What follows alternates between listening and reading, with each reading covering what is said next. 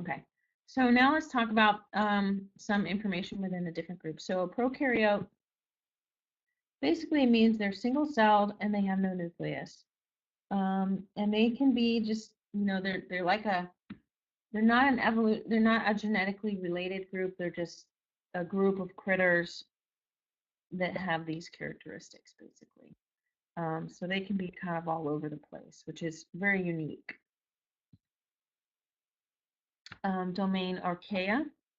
We have some critters that are called methanogens.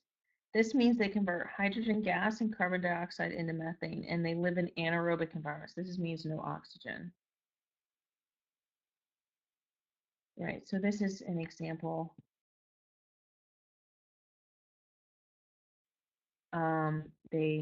Last time I talked about those deep sea ecosystems that actually don't depend on the sun at all, and I said there were some critters that basically could make organic compounds.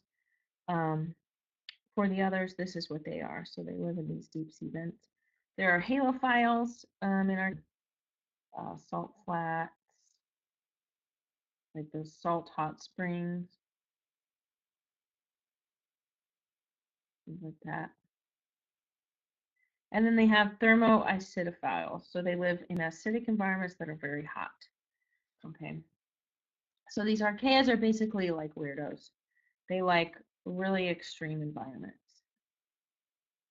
Domain bacteria, these are our typical bacteria that we know about. We have rod-shaped.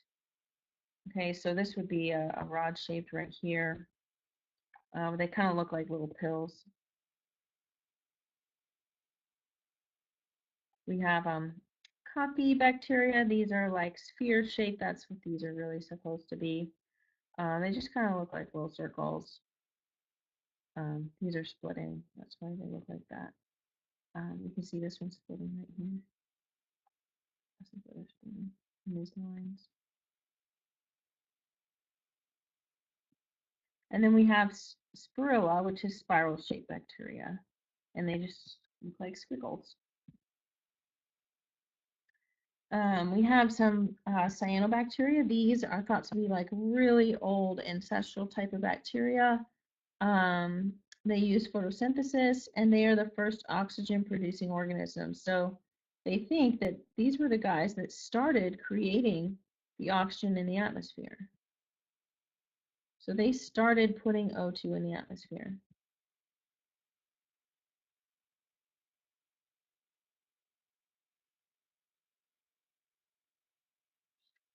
So these kind of started it all. So now we can look at kind of prokaryotes. These are critters that don't have a cell or a no nucleus. I met a biology teacher once who said no. Basically, a prokaryote has no nucleus. They have DNA just kind of floating around in the middle of the cell. It just kind of floats there. It doesn't have like a nucleus to hang out in. They have that outer covering that's called capsule. They have these little tiny squiggly hairs. They call those pili, and that helps them attach and it helps them kind of move around. They have this. Some of them have this long tail. They call that a flagella. I'll let it roll in. And then they have, it actually just makes like this little tough outer coating around it, and it just kind of like hibernates until the weather gets better, the environment gets better, and once the environment gets a little nicer, then it can come out and play. Heterotrophs are critters that cannot make their own food, so this means they have to eat. Autotrophs are critters that make their own food, and it's usually photosynthesis. But most of the time. And then phototrophs get their energy from light, and chemotrophs get their energy from chemicals. So, for example, those bacteria that live deep, deep, deep in the ocean at those hydrothermal vents, they would be called chemotrophs, where like something like maybe an algae would be a phototroph.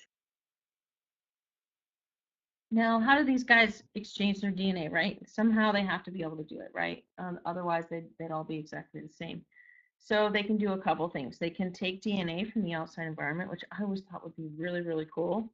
Like if you just kind of like saw DNA lying around, you're like, oh, cool. That DNA helps me read faster. I think I'll take that one. Or that DNA helps me, it gives me real good aptitude for math. Thank you. I'll take that. Right? So I always thought it would be cool if you could if there's like DNA just like floating around and you could just take whatever DNA looks kind of helpful to you. You could be like, yeah, I'll take that one.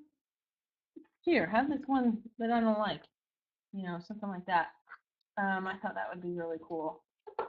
And then there's another thing that they can do is they can do something called conjugation, which is kind of what's happening in this picture. They are binding together and then they're like trading DNA, which would also be kind of cool. Like if you had a friend um, that I keep thinking like a weight example, but I feel like that's a bad example. Like if you had a friend that struggles to put on weight and maybe you struggle to lose weight, you could like trade your DNA. Like here, have some of my holding all the weight DNA, and I'll take some of your, losing weight easily DNA or your fast metabolism DNA or something like that. It just seems like it'd be cool to be able to like trade DNA with your friends like a trading card. And so now we can talk about bacteria in humans. And you guys, you discussed this a little bit in a discussion post that you guys were doing about antibiotic resistance. And basically, what's happening is there's this group of bacteria that is evolving that basically antibiotics don't kill. And so what's happening is, and I'll admit I'm totally guilty of this, especially with my kids, because it's really annoying to give the kids medicine. They hate taking it. So, for example, they'll give us a 10-day dose and they'll say you need to take it 3 times a day. And let's say I only give it to them 2 times a day because I can only get it down their throats twice a day. And then after like 5 or 6 days, they're feeling better. I'm kind of over fighting with them with medicine. And so I just kind of like, yeah, we're good. Well, what happens is we're killing part of the bacteria, but we're not killing all of the bacteria. And so the bacteria that aren't killed, they're the ones that are resistant to that antibiotic now, and they might continue to reproduce, and then it may not, you make it worse again, and then you've got that bacteria in your body that weren't killed by that previous antibiotic, and so they're going to have to give you a different antibiotic to kill them. And this has happened to my 5-month-old. He he was really sick with a fever, and we took him to the doctor, and they said, well, it takes a couple days for the culture results to come back, so we're going to go ahead and give him an antibiotic because we think we saw some bacteria in his urine and it's tiny and he's really sick. So we started taking that antibiotic. Well, he did. And then like 3 or 4 days later, the urine culture came back and they said, okay, actually there's a different bacteria than we thought growing in him, giving him the infection. And so you're going to stop taking the bacteria or the antibiotic that you were taking, and you're going to start taking this new one. And so then we had to get a completely different antibiotic for him. This is a huge problem in hospitals because they have so many sick people and so many people taking antibiotics. But also it's really important that you don't take an antibiotic unless you need it or it's prescribed to you. Or maybe if you have like leftovers, you're like, oh, well, I'm feeling a little sick. Maybe I'll just take this antibiotic, see what happens. Like I've got a day or 2 left. That's really not what you're supposed to do. That's going to cause this antibiotic resistance.